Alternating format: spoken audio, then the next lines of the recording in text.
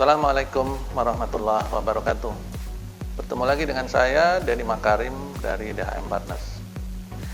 Bapak Ibu sekalian, sekarang kita melanjutkan pembahasan tentang sisa-sisa pertanyaan dari ketenagakerjaan yang belum sempat terjawab.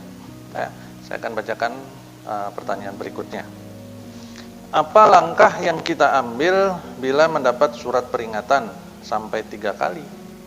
Kemudian kita tidak diberhentikan, namun kita tidak menerima gaji.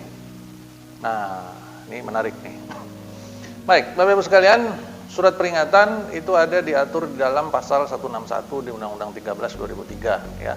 Di sana ada beberapa persyaratan yang perlu kita pahami. Kalau Bapak Ibu ingin memahami lebih jauh, pelajari pasal 161 Undang-Undang 13 2003. Itu yang pertama. Kemudian surat peringatan, kalau dalam pertanyaan ini disebutkan mendapat surat peringatan sampai 3 kali. Kalau sampai 3 kali berarti masih kena surat peringatan ketiga kan? Sedangkan di dalam pasal 161 Undang-Undang 13 2003 tersebut di sana dinyatakan apabila masih melanggar lagi setelah mendapatkan surat peringatan ketiga baru boleh di PHK.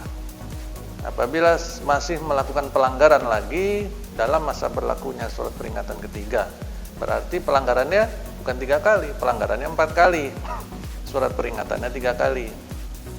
Nah, apabila surat peringatannya sudah 3 kali diberikan, berarti saat ini sedang berada dalam masa berlakunya surat peringatan ketiga, asumsinya begitu.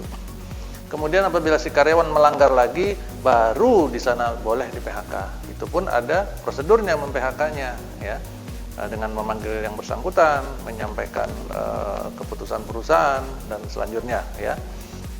Tapi dalam pertanyaan ini yang menarik adalah di sana disebutkan 3 kali surat peringatan. Artinya masih dalam masa berlakunya surat peringatan ketiga. Kemudian tidak di PHK, ya kan, tidak diberhentikan.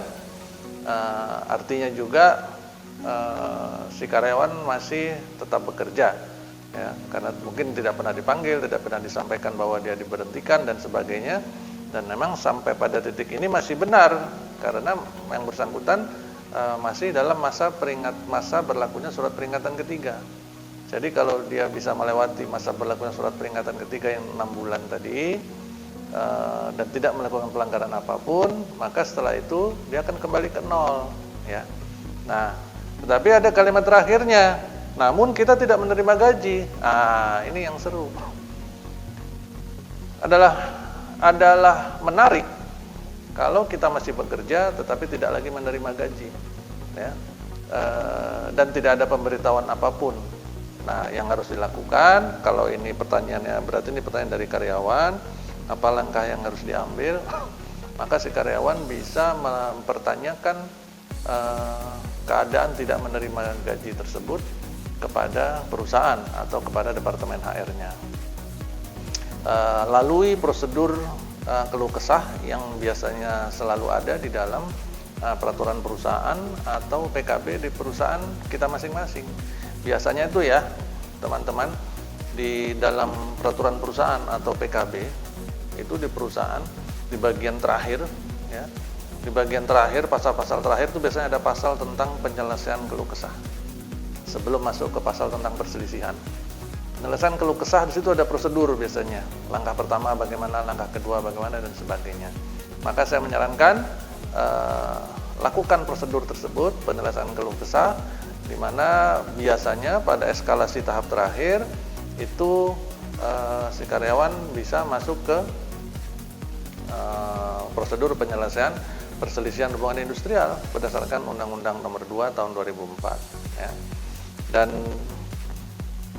baru dari sana kita bisa melihat apa sebenarnya masalahnya, kenapa kok tidak menerima gaji.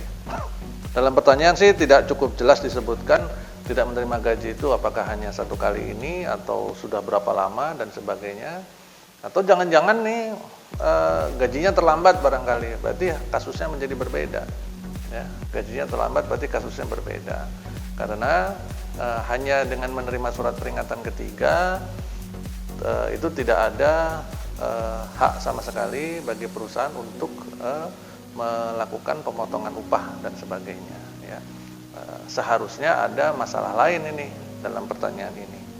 Jadi saran saya sekali lagi kepada si penanya untuk melakukan prosedur penyelesaian keluh kesah yang ada di dalam peraturan perusahaan atau PKB di perusahaan masing-masing. Dari sana baru kita ikuti langkahnya dan kita akan mengetahui apa alasannya perusahaan tidak membayar gaji. Demikian, semoga manfaat. Terima kasih. Saya Dhani Makarim dari DHM Partners. Wassalamualaikum warahmatullahi wabarakatuh.